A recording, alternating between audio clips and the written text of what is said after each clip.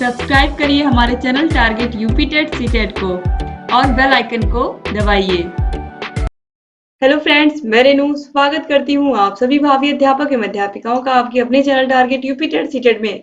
दोस्तों, आज की इस वीडियो में हम आपके डीएलएड 4th सेमेस्टर के इंग्लिश सब्जेक्ट के 2016 से लेकर के 2021 तक जितने भी क्वेश्चन पूछे गए हैं बहुविकल्पी में, सभी का बहुत ही जल्दी यानी कि सुपर फास्ट रिवीजन हम करने वाले हैं, ताकि इनमें से कोई भी अगर एग्जाम में क्वेश्चन आता है तो छूटने ना पाए। तो चलिए देखते हैं। यहाँ पर क्वेश्चन नंबर 1 है, translation cum grammar method is also known as. दोस्तों, पहले नंबर क्वेश्चन में पूछा गया है कि ग्रामर ट्रांसलेशन मेथड को हम और किस नाम से जानते हैं, classical method, competitive method, analytical method या साइंटिफिक मेथड। राइट आंसर है क्लासिकल मेथड। क्वेश्चन नंबर 2 है, the origin of direct method is. Direct method का केंद्र कहाँ है, इंग्लैंड, फ्रांस, इटली या फिर अमेरिका। तो राइट आंसर है फ्रांस। याद रखिएगा, the origin of direct method is France. और ये क्वेश्चन आगे भी आप देखोगे पूछा गया है। फिर इसके बाद क्वेश्चन नंबर 3 है, which of the following complete the sentence, hardly had I reached the station dash the train left. दोस्तों, इसमें क्या फिल करेंगे पूछा है। देखिए, hardly had I reached the station when the train left, तो यहाँ पर हम व्हेन फिल करेंगे, तो ऑप्शन सी सही हो जाएगा। क्वेश्चन नंबर 4 है, frame verb from the word possession. Possession का वर्ब क्या होता है, यहाँ पर पूछा गया है। क्वेश्चन नंबर 4 है, frame verb from the word possession. तो दोस्तों, वर्ड पोजेशन का जो वर्ब है वो क्या है, पोजेसेस। तो ऑप्शन डी जो है ये बिल्कुल सही है। क्वेश्चन नंबर 5 है, choose the correct word to complete the following sentence, one must do dash duty, one's, his, her या फिर अवर। तो यहाँ पर होगा one must do one's duty. ये बहुत इंपॉर्टेंट है। तो इस तरीके से आपके 2016 में जितने भी क्वेश्चन आए थे वो आपने देख लिए। अब 2017 में जितने क्वेश्चन आए हुए हैं हम उनको देख लेते हैं। पहला क्वेश्चन है, the substitution table method was adopted by. The substitution table method was adopted by Dr. Best, H.E. Palmer, Professor C.J. Dodson या फिर O. Jesperson। दोस्तों, पहला क्वेश्चन है, The substitution table method was adopted by Dr. Best, H.E. Palmer, Professor C.J. Dodson या O. Jesperson। दोस्तों, यहाँ पर right answer है option B, H.E. Palmer। Question number 2 है, language learning starts from reading, speaking, listening या फिर writing. दोस्तों, किसी भी भाषा को सीखने के आपको पता है कौशल कौन कौन से होते हैं, आपको हिंदी में पता है, सुबो, पली। किसी भी भाषा को सीखने के लिए, तो हिंदी नहीं कोई भी भाषा हो, सुनना, बोलना, पढ़ना और लिखना, यही किसी भी भाषा को सीखने के कौशल होते हैं। तो सबसे पहले हम क्या सीखेंगे, लैंग्वेज लर्निंग स्टार्ट्स फ्रॉम, कोई भी भाषा हो तो सबसे पहले उसको सुनना हम सीखेंगे। तो ऑप्शन यहाँ पर देखिए, ऑप्शन सी जो है लिसनिंग, ये राइट आंसर होगा।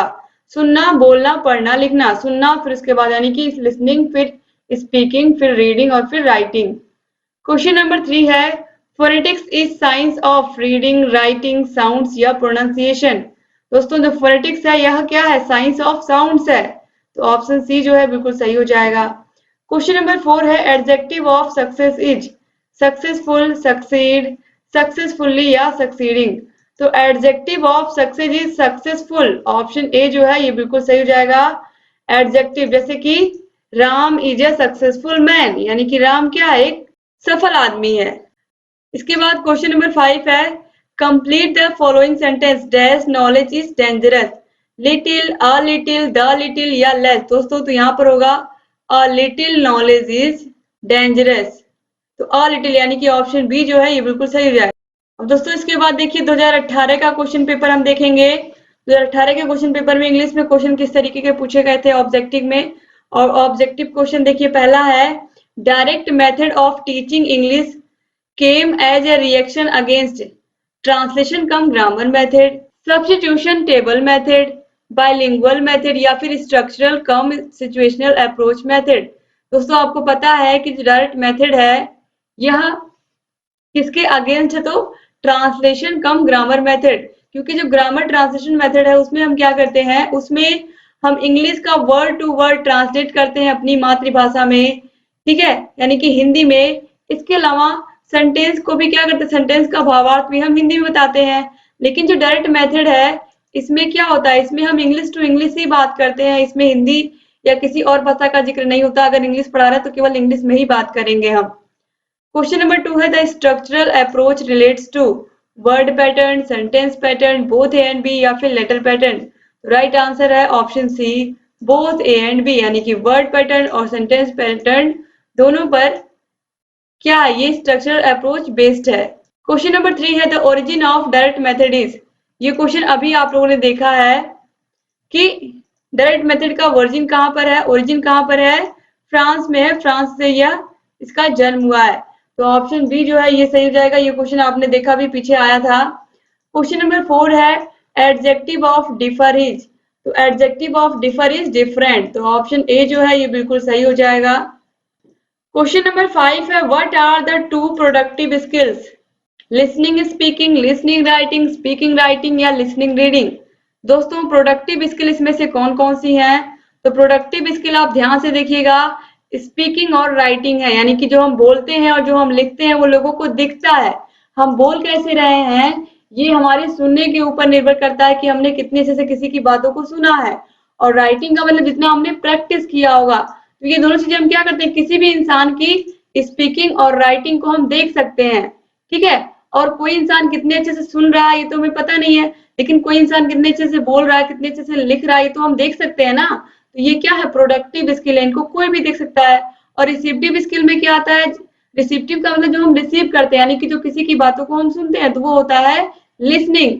तो रिसीप्टिव में क्या आता है, लिसनिंग आता है, और प्रोडक्टिव में स्पीकिंग और राइटिंग आता है। अब दोस्तों इसके बाद 2019 में जो क्वेश्चन पेपर पूछा गया उसके भी क्वेश्चंस को हम यहाँ पर सॉल्व कर लेंगे।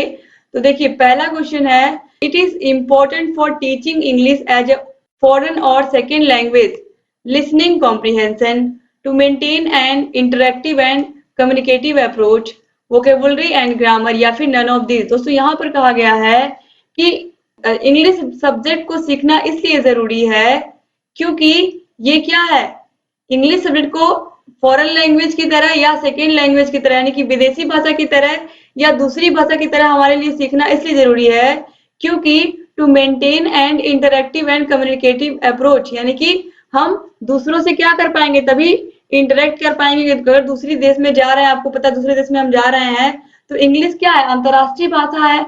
अगर आपको कोई भाषा नहीं आ रही, अगर इंग्लिश आ रही है तो भी आप आसानी से कम्युनिकेट कर पाओगे, अपनी बातों को दूसरों के सामने रख पाओगे और दूसरे की बातों को आप समझ भी पाओगे, दूसरों की भाषा को भी आप समझ पाओगे। तो इसीलिए यहाँ पर कम्युनिकेट या फिर ये कहें कि संप्रेषण स्थापित करने के लिए या संबंध स्थापित करने के लिए हमें इंग्लिश भाषा का नॉलेज होना ही चाहिए। क्वेश्चन नंबर 2 है linguistics is a study of animal language, human language, bad language या नन ऑफ दिस। तो linguistics is a study of human language, option B जो है बिल्कुल सही है। क्वेश्चन नंबर 3 है what is receptive skill, listening, speaking, writing या फिर नन ऑफ दिस। अभी मैंने आपको बताया रिसेप्टिव स्किल क्या है, लिसनिंग है। आप देखिए 2019 के पेपर में पूछ भी लिया है। 2018 में क्या पूछा है, प्रोडक्टिव स्किल। प्रोडक्टिव में क्या क्या आता है, स्पीकिंग और राइटिंग आता है। क्वेश्चन नंबर 4 है adverb of covered is coward, cowardly, कावर्डाइज या फिर नन ऑफ दिस। दोस्तों कावर्ड का मतलब क्या होता है, कायर। तो इसका जो एडवर्ब है, क्रिया विशेषण है, वो होता है कावर्डली। तो ऑप्शन बी जो है ये राइट आंसर हो जाएगा। क्वेश्चन नंबर 5 है antonym of boon is. Antonym मतलब होता है अपोजिट, बून मतलब क्या होता है, आशीर्वाद। तो आशीर्वाद का अपोजिट वर्ड क्या होगा, अभिशाप, किसी को श्राप देना। तो यहाँ पर देखिए ऑप्शन बी जो है कर्स, यानी कि श्राप देना। तो ऑप्शन बी जो है ये बिल्कुल सही हो जाएगा। दोस्तों अब यहाँ पर देखिए 2020 का क्वेश्चन अब यहाँ पर हम सॉल्व करने जा रहे हैं। पहला क्वेश्चन है structural approach relates to word pattern, sentence pattern, both A and B और लेटर पैटर्न। तो दोस्तों स्ट्रक्चरल अप्रोच अभी आपने इस क्वेश्चन को पढ़ा है, पीछे के जो अभी आप लोगों ने इस क्वेश्चन को पढ़ा है, पिछले ईयर्स में देखिए आपने क्वेश्चन पूछा हुआ है, आपने देखा है कि पिछले ईयर्स में ये क्वेश्चन पूछा गया है फिर रिपीट किया है। तो स्ट्रक्चरल अप्रोच किससे रिलेट करता है, किससे रिलेट करता है, वर्ड पैटर्न और सेंटेंस पैटर्न से। तो ऑप्शन सी सही हो जाएगा। क्वेश्चन नंबर 2 है he has a great affection dash me. तो he has a great affection for me, तो अफेक्शन के साथ हम फॉर का यूज करेंगे, तो ऑप्शन सी जो है ये सही हो जाएगा। क्वेश्चन नंबर 3 है which primary skills are to be developed through grammar translation method. Grammar translation method की मदद से हम कौन सी स्किल यानी कि कौन सा कौशल सीख जाते हैं। तो ग्रामर ट्रांसलेशन मेथड की मदद से हम क्या सीख जाते हैं, listening and speaking, reading and writing, listening and writing या स्पीकिंग एंड राइटिंग। तो आपको पता है कि हम इंग्लिश भाषा को पढ़ लेते हैं और लिख भी लेते हैं अच्छे से, तो ऑप्शन बी जो है पढ़ना लिखना हम बहुत अच्छे से सीख जाते हैं, किससे, ग्रामर ट्रांसलेशन मेथड से।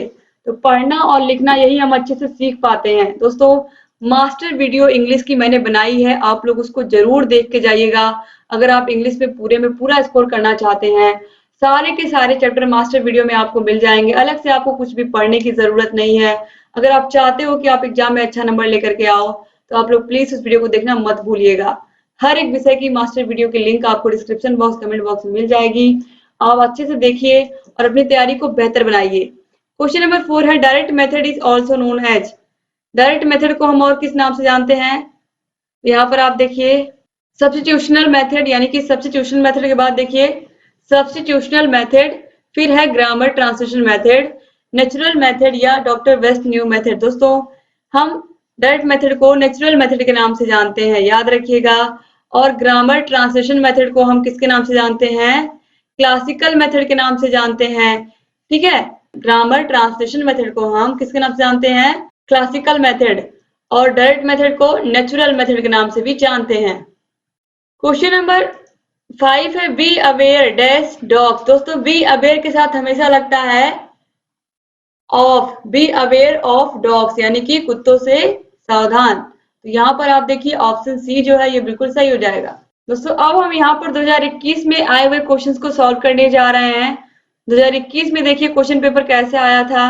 तो पहला क्वेश्चन है who developed the direct method, Maximilian Berlitz, CJ Dotson, Kripa K Gautam या फिर none of these. Right answer है मैक्सिमिलियन बर्लिज, तो ऑप्शन ए जो है ये बिल्कुल सही हो जाएगा। क्वेश्चन नंबर 2 है सेकेंडरी लैंग्वेज स्किल्स आर। तो किसी भी भाषा को सीखने की स्किल्स क्या है, कौशल क्या है, सुबोपली। तो सुबोपली में आप देखिए सबसे पहले दोनों क्या होते हैं, सुनना बोलना, ये प्राइमरी होते हैं, सुनना और बोलना। और पली यानी कि पढ़ना लिखना, रीडिंग और राइटिंग क्या होते हैं, सेकेंडरी।